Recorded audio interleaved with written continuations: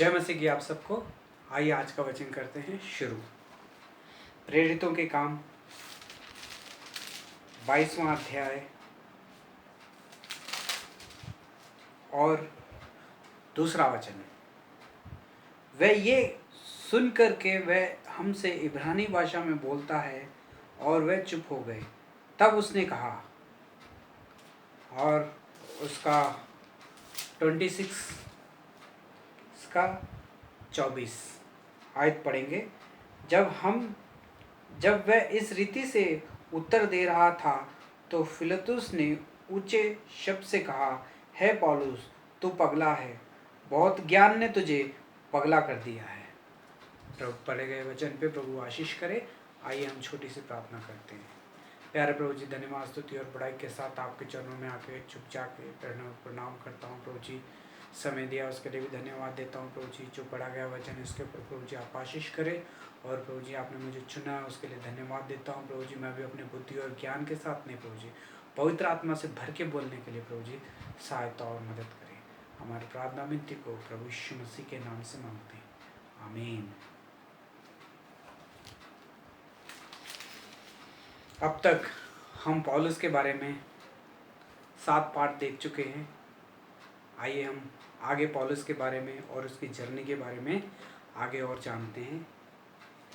पौलुस को यरूशलेम में जब वो वापस आया तो उसे पकड़ लिया गया और उसे जंजीरों में जकड़ा गया, और वो अब वहाँ के जो सरदार हैं, जो सिपाही है, अब उनके हाथों में है पौलुस।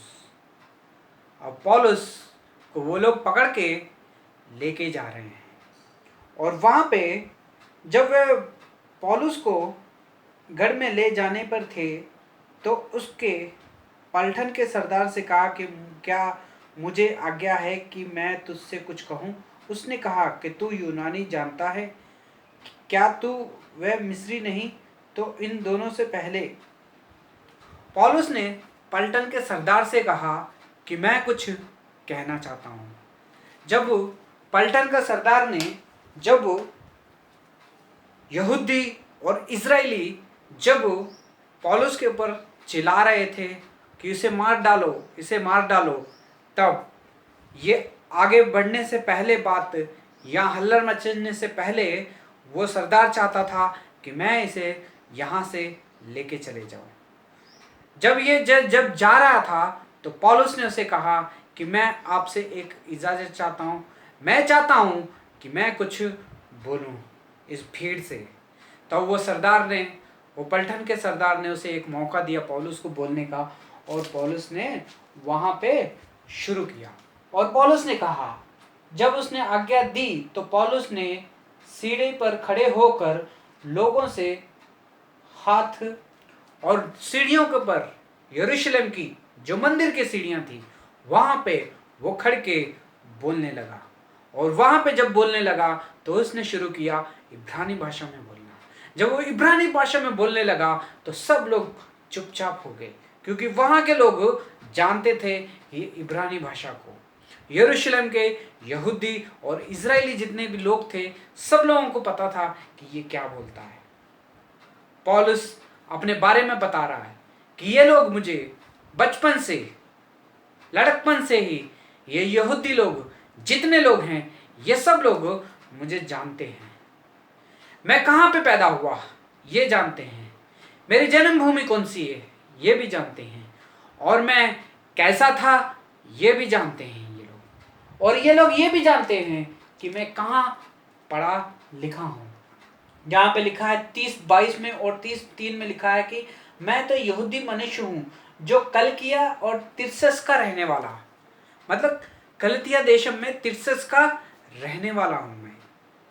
और मैं, इसका मतलब है कि पौलुस जो है यहूदी है। अगर उसके बैकग्राउंड के ऊपर पीछे की तरफ जाए तो जो पहले राजा शाऊल था, जो बेन्यामीनी गोत्र से पैदा हुआ था, वहां से आया था, ये पौलुस भी वहीं से आता है।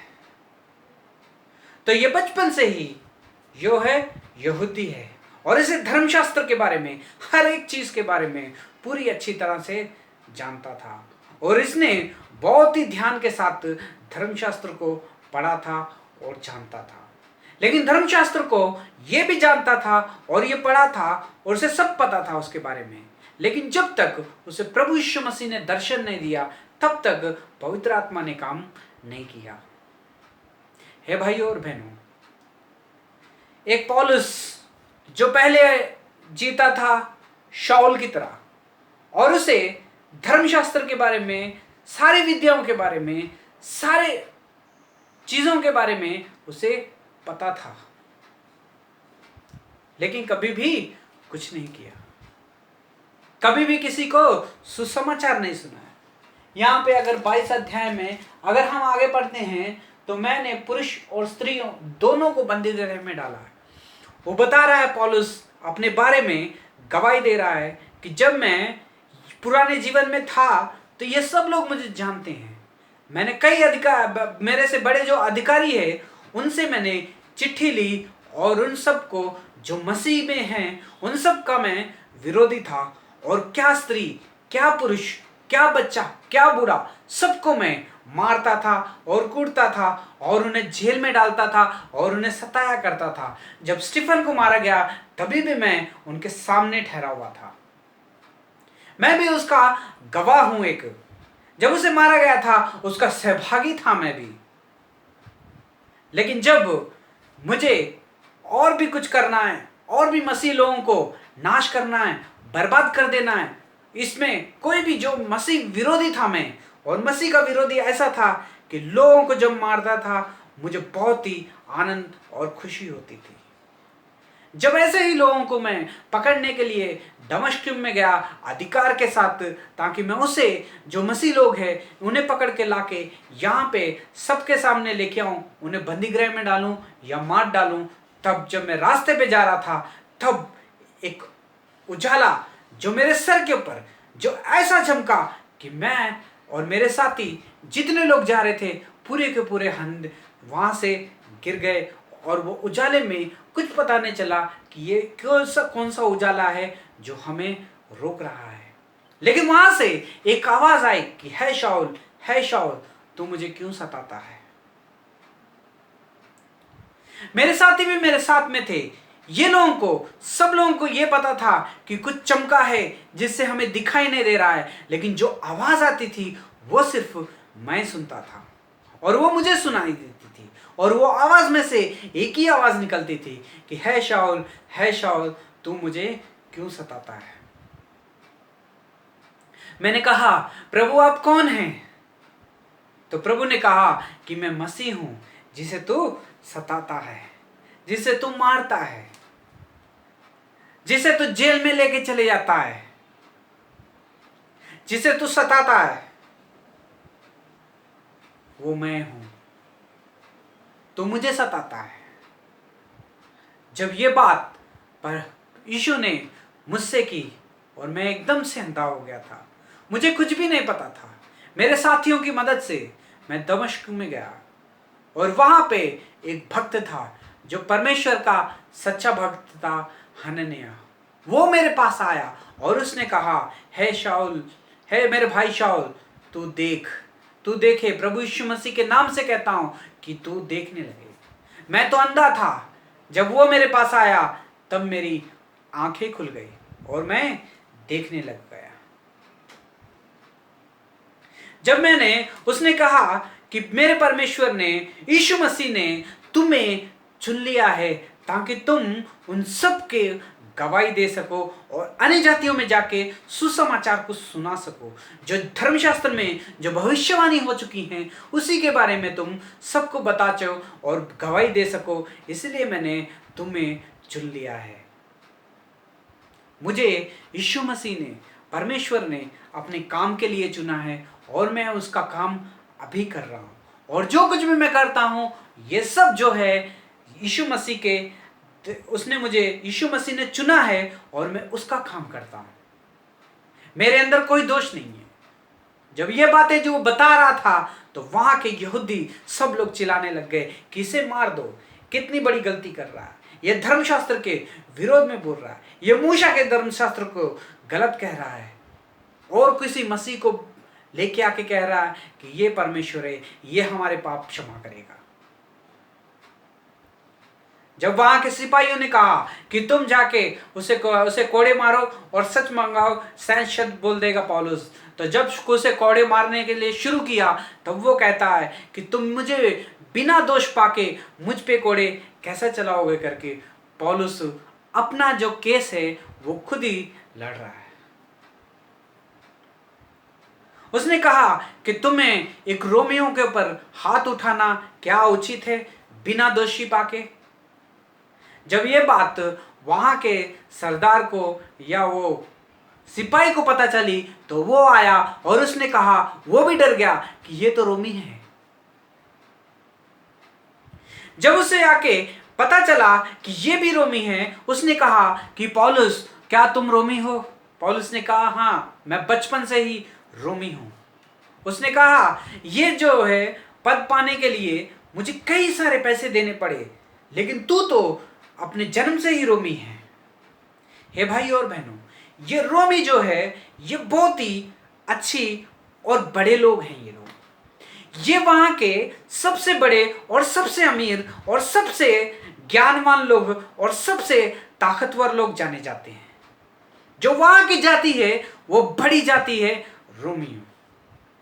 उनके पास कोई नहीं जाता है और कोई उनसे लेना देना नहीं रखता है।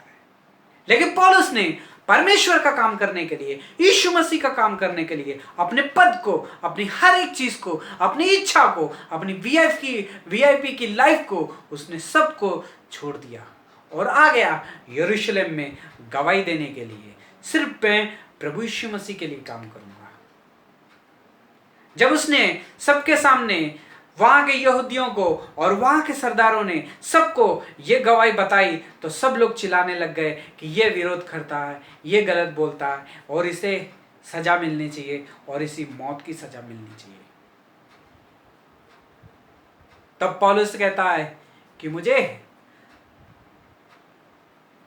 कैसर के पास जाना है, मैं वहां पे जाके अपना मुकदमा लड़ूंगा। जब उसको कैसर की दवाई दे गई तो उसे यरूशलेम से, और वो जब यरूशलेम में था तो लोग सोचते थे कि शायद हम पौलुस को मार देंगे और जब तक नहीं मारेंगे जब तक खाना नहीं खाएंगे। जब ये बात उस सरदार को पता चली, उसने दूसरे देश में उसे उसी रात में शिफ्ट कर दिया ताकि पौलुस को कहीं मार ना दे लोग, क्योंकि पौलुस का अभी गलती जो उसने की थी वो अभी तक पूरी उसकी गवाही और साक्षी कुछ भी नहीं था। सिर्फ लोग उसका विरोध इसलिए करते थे क्योंकि वो धर्मशास्त्र से लेके उन्हें प्रभु यीशु मसीह के बारे में समझाता था। जो कि गलती जो बताते थे उसका कोई भी सबूत भी नहीं मिला था। हे भाई और बहनों, जब परमेश्वर का, जब प्रभु यीशु मसीह का, जब हम लोग भी कई बार जब काम करना शुरू कर देते हैं, जब गवाहियां देना शुरू कर देते हैं, तो काफी लोग जो होते हैं हमारे विरोध में ऐसी बातें बोलते हैं जिसका कोई भी गवाही भी नहीं होती है और कुछ भी नहीं होता है। लेकिन वो टाइम पे हमें क्या करना चाहिए? काफी लोगों के दिल टूट जाते हैं। मैंने कितना बचपन से लेके अब तक मसीह को हमेशा आगे रखा, लेकिन आज अपनी इस दशा में आ गया हूं कि मैं जेल में हूं और बेड़ियों में हूं और मुश्किलें उठा रहा हूं। यहाँ मुझे खाने के लिए नहीं मिल रहा है, ना ही मेरे पीने के लिए मिल रहा है। मेरे बच्चे हैं, मैंने प्रभु यीशु मसीह के ऊपर विश्वास किया, लेकिन अपने आप को मैं घर का किराया नहीं दे पा रहा हूँ, मेरे बच्चों का पेट नहीं भर पा रहा हूँ, मैं कितने मुसीबतें झेल पा रहा हूँ। अगर मसीह का काम करता हूं तो मेरे विरोध में सब लोग उठ जाते हैं। बाकियों की छोड़ो, जो मैं मंडली चलाता हूं वही मंडली के लोग मेरे विरोध में हो जाते हैं और मुझे गलत कहते हैं और दूसरों को भी जाके मेरे बारे में गलत फैलाते हैं। हे भाई और बहनों, क्या ऐसी स्थिति में आप हो? क्या ऐसी स्थिति में से आप अगर गुजर रहे हो तो परमेश्वर का वचन आज आपके लिए है। आज हमसे परमेश्वर का वचन आपसे और मुझसे यही बात कर रहा है कि पौलुस को एक बार याद करो। पौलुस को पता था कि जब मैं वहां पे जाऊंगा मुझे बीड़ियों में झगड़ा जाएगा और शायद मार भी दिया जाएगा। लेकिन पौलुस को रोकने वाले कई लोग थे, लेकिन पौलुस ने कभी भी नहीं रुका। उसने कहा मैं मसीह की सेवा करूंगा और मसीह के लिए ही आगे बढ़ूंगा। जिस पवित्र आत्मा से वो पहले दिन भरा था, आज कई सालों के बाद में भी यरूशलेम में आके बेड़ियों में भी वो वही आत्मा से भरा हुआ था। और उसकी आत्मा एक क्षण भी, एक मिनट के लिए, एक सेकंड के लिए भी कभी भी ठंडी नहीं हुई। लोग उसके सामने थे, उसको मार देने वाले थे, लेकिन फिर भी वो मसीह के बारे में गवाही देता था कि मसीह ही परमेश्वर है, परमेश्वर का पुत्र है। सिर्फ उसी को हमारा पाप क्षमा करने का अधिकार है। वहां के सिपाहियों ने उसे दूसरी जगह पे भेजा और वहां पे पूरी जेल में रहा और जेल में पूरा वो 2 साल तक अपना इंतजार करता रहा उसकी सुनवाई का। ये 2 साल में उसने लोगों को, जितने भी लोग उससे मिलने के लिए आते थे, और वो जेल में भी बैठा हुआ था, जब लोग उस सिपाही ने आज्ञा दी थी कि जब तक पौलुस वहां पे जेल में रहेगा, वहां पे उसके दोस्तों को, कोई भी हो, अगर उससे मिलने कोई चाहता है तो उससे मिल सकता है। जब कोई लोग उससे मिलने के लिए आते थे और वो जेल में भी बेड़ियों में जकड़ा, पैरों में बेड़ियां, हाथों में बेड़ियां थी, लेकिन फिर भी वहां पे भी रह के, अंधेरे में रह के, जेल में भी रह के वो परमेश्वर का सिर्फ वचन ही लोगों को सुनाता था और वो लोगों को स्थिर करता था वहीं पे, और वहीं पे लोगों को बोलता था कि परमेश्वर सच्चा परमेश्वर है, उसके ऊपर विश्वास रखो और उसके ऊपर विश्वास ऐसा रखो कि तुम्हारा विश्वास कभी कमजोर ना पड़े। वो खुद मुश्किल में है, लेकिन लोगों को कितना ही आगे करता था, कितना धैर्य देता था लोगों को कि परमेश्वर के ऊपर विश्वास रखो। 2 साल तक वो जेल में रहा। अध्याय 26 में जब हम आते हैं तो वहां पे उसका केस जो है अग्रिप्पा के पास पहुंच जाता है। वहां पे अग्रिप्पा के सामने जब उसका केस पहुंचता है तो अग्रिप्पा बोलता है कि तुमने क्या गलती की है, ऐसा क्या कर दिया है जो तुमको यहां पे लेके आया गया है। सब यहूदी वहां पे ठहरे हुए थे, बड़े बड़े यहूदी थे, फरीसी थे, सभी लोग वहां पे थे, शास्त्री फरीसी सभी थे वहां पे, और सब देख रहे थे कि इसे जेल में मार दिया जाए। जब उसने उसका केस सुना और पूछा कि क्या किया है, तो पौलुस से अपनी फिर से उसे गवाही सुनाता है कि परमेश्वर ने मुझे चुना है। मैं भी पहले परमेश्वर की मंडली को ऐसे ही सताता था, मसीह लोगों के विरोध में था। मैं स्त्रियों को, पुरुषों को, बड़ों को, छोटों को, सबको मारता था, नाश करता था और उन्हें लाके बंदीगृह में डाल देता था और बहुत ही खुश होता था। जब स्टीफन को मार दिया गया था तभी भी मैं उनके सामने खड़ा था और उस चीज का गवाह हूं मैं। लेकिन परमेश्वर ने मुझे अन्य जातियों में गवाही देने के लिए चुन लिया है। उसने मुझे चुना है ताकि मैं अन्य जाति के लोगों को, यहूदियों को जाके सुसमाचार सुनाऊं। मैंने यहूदियों को और यूनानियों को और कई अन्य जातियों को सुसमाचार सुनाया, सबको मसीह के बारे में बताया। यह धर्मशास्त्र में जो लिखा है, जो उसके बारे में भविष्यवाणी कही गई है, जो यीशु मसीह के बारे में भविष्यवाणी कही गई है, वो एकदम सही है। वही भविष्यवाणी जो है मसीह यीशु के ऊपर पूरी होती है। ये सब मैं उन सबको बताता हूं। मैंने कोई गलत नहीं की। अग्रिप्पा भी बोलता है कि इस सादमे के अंदर, इस पौलुस के अंदर मुझे कोई गलती नहीं दिखाई देती है। ये जो कुछ भी बोलता है ये धर्मशास्त्र से बोलता है। भला मैं ऐसे क्यों सजाता हूं? हे भाई और बहनों, जब हमें सभाओं में परमेश्वर के वचन सुनाने के लिए, परमेश्वर के वचन को लिए हमें सभाओं में अगर सौंपा जाएगा, तब हमारी स्थिति कैसी होगी? परमेश्वर का वचन हमें अभी इसी वक्त जो है स्थिर कर रहा है कि हमें आने वाले दिनों के लिए, आने वाले समय के लिए जो है हमें वो तैयार कर रहा है, ताकि हमें ऐसी स्थितियों में, ऐसी परिस्थितियों में आके हमें कैसा और किस तरह से बात करनी है और किस तरह से जवाब देना है। ए भाई और बहनों, पौलुस को देखो, वो एक बार भी उसका विश्वास जो था कमजोर नहीं हुआ। उसके विरोधी कई लोग थे। वहां पे बैठे हुए लोग जितने भी थे, यहूदी जितने भी शास्त्री थे, वो सब लोग जो थे पौलुस के विरोधी थे। पौलुस की तरफ बात करने वाला कोई नहीं था, लेकिन पौलुस अकेला ही था जो वहां पे ठहर के वो बोलता था। जब वो बोलता था लोग सुनते थे और सब लोग के सब लोग वहां पे उसकी बातों से चकित होते थे, क्योंकि परमेश्वर की आत्मा जो थी उसके साथ थी। हे भाई और बहनों, अगर हमें मसीह के कारण कहीं स्वभाव में छोड़ा जाता है, पकड़ा जाता है, तब हमारी आत्मा कैसी है, हम किस तरह से रहते हैं? क्या धैर्य के साथ, क्या भय और धैर्य के साथ क्या हम मसीह यीशु के बारे में बता पा रहे हैं? मसीह यीशु सच्चा उद्धार करता है। हमारे पाप क्षमा करने का सिर्फ अधिकार उसी को है। वही है जो हमें पापों से बाहर निकाल सकता है। अगर उसके ऊपर विश्वास करोगे तो नया जन्म पाओगे।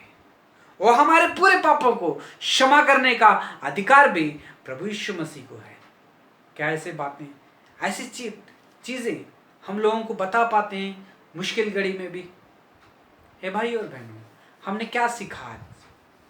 हमसे क्या परमेश्वर की आत्मा हमसे क्या सिखा रही है पौलुस के बारे में? कि पौलुस एकदम निडर था। पौलुस एकदम से इतना निडर था, वो किसी से नहीं डरता था। वो तो ना जेल से डरता था, ना ही वो अपने मारे जाने से डरता था। वो डरता था इसी चीज से, कहीं मैं इसे परमेश्वर का वचन कहते कहते किसी एक को छोड़ ना दूं या भूल ना जाऊं। हे भाई और बहनों, पौलुस की सोच कितनी ही अलग है। पौलुस ये सोच के डरता है कि मैं लोगों को कहीं वचन सुनाते सुनाते किसी एक को छोड़ ना दूं, सुसमाचार सुनाते। हे भाई और बहनों, उसकी आशा उसके ऊपर की तरफ लगी हुई थी, मसीह की तरफ लगी हुई थी। उसके कान और उसका सोच विचार सब ऊपर की ओर था। उसने दुनिया की चीजों को सबको छोड़ दिया था और उसके अंदर कुछ भी नहीं था सिवा वचन के। आपके और मेरे अंदर किन किन चीजों को भरा है हमने किन किन चीजों को रखा हुआ है अपने मन के अंदर? हमें क्या क्या चीजें दुनिया में चाहिए, वो भी मसीह के काम करते हुए।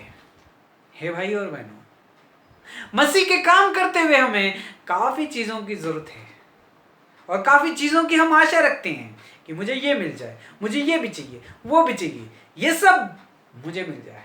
लेकिन कभी किसी को नहीं कहते हैं, लेकिन मन में इन सब चीजों का विचार करते हैं। लेकिन उसके विचारों में भी परमेश्वर का वचन ही निकलता था कि मैं सबको परमेश्वर का वचन ही समझाऊं। हे भाई और बहनों, अग्रिपा के सामने वहां ठहर के अग्रिपा को बता रहा है कि देखो, मैं जानता हूं अग्रिपा, ये धर्मशास्त्र के बारे में जो कुछ लिखा हुआ है, जो कुछ इसमें कहा गया है, ये सब स्वर्ग की बातें सच्ची हैं। इसके ऊपर आप विश्वास करते हो। मैं जानता हूं मसीह यीशु सच्चा उद्धार करता है, उसी को एक को है पाप क्षमा करने का अधिकार। अगर हम उसके ऊपर विश्वास करेंगे तो नया जन्म पाएंगे। वहां से फिरतुस खड़ा होके चिल्ला के कहता है, पौलुस तू पागल हो गया है, तेरी मत मारी गई है, तूने ज्यादा पढ़ाई कर ली है, ज्यादा ज्ञानी बन गया है, इसलिए तुझे पता नहीं चल रहा है तो कि तू क्या बात कर रहा है, अपने आप को ज्ञानवान समझ लिया है। हे भाई और बहनों, मसीह के बारे में उसने वो बता रहा है पौलुस, तो लोग उसे कहते हैं पागल। हे भाई और बहनों, मसीह यीशु के बारे में सुसमाचार सुना रहा है तो लोग उसे कह रहे हैं पागल। हे भाई और बहनों, मसीह के प्यार में वो इतना पागल हो गया कि कभी भी किसी को भी कुछ कहीं भी खड़े हो जाए तो सिर्फ उसके मुंह में से एक ही बात निकल रही है, वो है मसीह यीशु के ऊपर विश्वास करो। और वहां पे जिसके सामने वो खड़ा हुआ था उसको भी जाके वो सुसमाचार सुना रहा है, अग्रिपा को भी। और अग्रिपा कह रहा है, क्या तू मुझे थोड़ी बातें बोल के मसीह यीशु में बनाना चाहता है, मुझे भी मसीह बनाना चाहता है? अग्रिपा उसे कह रहा है, अग्रिपा कह रहा है, मैं आपको नहीं, यहाँ पे जितने लोग बैठे हैं और जितने लोग सुन रहे हैं, इन सबको मसीह बनाना चाहता हूं। हे भाई और बहनों, आपका और मेरी सोच कैसी है? पौलुस की सोच तो ऐसी थी, जिसके सामने ठहरा हुआ है, जो सिपाही उसे पकड़ के लेके आए हैं, जो उसके ऊपर केस किए हुए हैं, जो लोग उसके विरोध में बोल रहे हैं, वो चाहता है, उसकी आशा और उसकी प्रार्थना ये है कि इन सबको मसीह यीशु के बारे में बताऊं और इन्हें मसीह बनाऊं। हे भाई और बहनों, आज परमेश्वर का वचन हमसे क्या बता रहा है, हमें क्या सिखा रहा है कि हम कैसा सोचते हैं। हम उन लोगों को ही वचन सुनाते हैं जो हमारी सुनता है और हमें जो अच्छे लगते हैं। हम उन लोगों के पास ही जाके वचन सुनाते हैं जो हमारा आदर करते हैं, जो हमें मारते नहीं हैं, जो हमारी जेबें भरते हैं, जो हमें पैसे देते हैं, जो हमारे साथ में हैं। हे भाई और बहनों, परमेश्वर का वचन सबके लिए है, वो सबके पास पहुंचना चाहिए, सबको मसीह में लेके आना चाहिए। यह है पौलुस का सेवा और उसके सोच विचार। वो अग्रिप्पा को कह रहा है, मैं आपको ही नहीं, यहां पे जितने लोग ठहरे हुए उन सबको मसीह बनाना चाहता हूं। हे भाई, आज मेरी और आपकी सेवा क्या है? हमारी और आपकी सोच क्या है? आज हम कैसा सोच के चलते हैं? जब कोई बुलाए फोन करके, तब मैं जाके वहां पे वचन सुनाऊंगा। जब कोई मुझे बताए कि यहाँ पे आके भाई साहब वचन बोलिए, तब मैं वहां के लिए वचन के लिए बोल के आऊंगा, बाद में आके ड्यूटी को चले जाऊंगा। और जब मुझे वचन के लिए चांस मिलेगा, तब भी मैं वचन बोलूंगा। क्या ऐसी सोच रखते हो? पौलुस जहां खड़ा हो जाता था, वहीं पे वचन बोलना शुरू कर देता था, और जो उसके सामने आता था उसे भी मसीह बनाता था।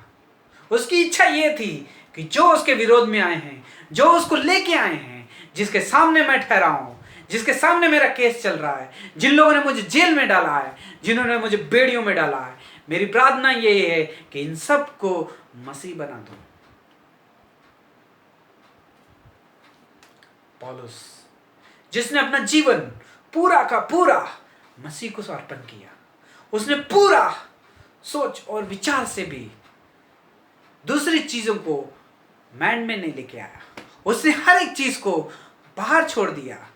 मसीह का काम करना है तो ये सब चीजों को छोड़ना होगा, अपनी आशाओं को मारना होगा। जब हम अपनी आशाओं को मार के सच्चा परमेश्वर का काम करेंगे, तभी पौलुस के जैसा सेवा कर पाएंगे। पौलुस की जितनी सेवा हम लोग तो नहीं कर पा रहे हैं, और ना ही हमारे से हो पाएगी, और ना ही हम ऐसे अपने आप को दीन कर सकते हैं। उसने अपने आप को इतना छोटा कर दिया, इतना बड़ा अधिकारी था, इतना बड़ा पढ़ा लिखा था, और इतना बड़ा वीआईपी लाइफ थी, वो सबको छोड़ के उसने अपने आप को मसीह के लिए छोटा कर दिया, दीन कर दिया, और सबके सामने अपने आप को सौंप दिया। वो किसी से नहीं डरा, सिर्फ मसीह से डरा। वो इस चीज से डरा कि कहीं मैं लोगों को सुसमाचार ना सुना पाऊंगा शायद। हे भाई और बहनों, आज का वचन परमेश्वर आपसे और मुझसे यही बात कर रहे हैं कि हम कैसे हैं, हमारी सेवा कहती है, हमारे सोच विचार कैसे है, हम कितने लोगों के लिए प्रार्थना करते हैं कि ये भी मसीह में आए, कितने हमारे माए भाई बहन हैं, हमारे घर के आस पड़ोस के लोग हैं, उन्हें हम कितनों को हम सुसमाचार सुनाते हैं। पौलुस ने तो कहा कि मैं सबको बनाना चाहता हूं, लेकिन हम क्या कहते हैं कि जो हमें अच्छा लगता है सिर्फ उसी को बनाते हैं, उसी को सुसमाचार सुनाते हैं। मसीह का सुसमाचार तो सबके लिए है, ये गुड न्यूज तो सबके लिए है जो पौलुस ने की। हम कैसे हैं, हमारा जीवन कैसा है, और हम कैसे जी रहे हैं। आज परमेश्वर की आत्मा अगर आपसे बात कर रही है तो इसी समय अपने आप को परमेश्वर के सामने सौंपिए और प्रार्थना कीजिए, प्रभु जी मैं पौलुस के जैसा सेवा करना चाहता हूँ, पौलुस के जैसा लोगों को मसीह की ओर लेके आना चाहता हूँ। मैंने सेवा शुरू की थी, लेकिन उन लोगों के बीच में की जो मुझे बुलाते थे, जो मुझे अच्छे लगते थे। आज के बाद मैं उन सब के पास जाऊंगा और सबको सुसमाचार सुनाऊंगा और सबको आपका चेला बनाऊंगा और सारे जगत में जाके आपका सुसमाचार सुनाऊंगा और मंडलियों को बनाऊंगा। अगर ये प्रार्थना आपकी है तो परमेश्वर आपकी प्रार्थना को जरूर सुनेंगे। परमेश्वर इस वचन से आपको आशीष करे। परमेश्वर इस वचन से आपको धैर्यवान करे। परमेश्वर इस वचन से पौलुस ने जैसा सेवा की है वैसे ही आपसे भी करा है। परमेश्वर इस वचन से जैसा पौलुस सबके सामने निडर था वैसे ही वो आपको भी बनाए। परमेश्वर इस वचन से हम सबको और हमारी फैमिलियों को और आने वाली पीढ़ियों को मसीह में लाने के लिए सहायता और मदद करे। परमेश्वर इस वचन से हम सबको जो गिरे हुए हैं उन सबको स्ट्रॉन्ग करे और आगे बढ़ाए। परमेश्वर इस वचन से हम सबको आशीष करे। परमेश्वर इस वचन से हम सबको उसके राज्य के लिए तैयार करे। आइए हम प्रार्थना करते हैं। प्यारे प्रभु जी, धन्यवाद, स्तुति और बड़ाई के साथ आपके चरणों में आता हूँ। जो समय दिया उसके लिए भी धन्यवाद देता हूँ। दया करके सहायता और मदद करें। आपके विश्व आपके प्रेम में प्रभु जी बढ़ाएं। प्रभु जी, जो बोया गया वचन है प्रभु जी, उसे 100 गुना फल लाने के लिए सहायता और मदद करें। सबको मसीह में आने के लिए सहायता और मदद करें। हमारे प्रार्थना विनती को प्रभु यीशु मसीह के नाम से मांगते हैं, आमीन। God bless you all.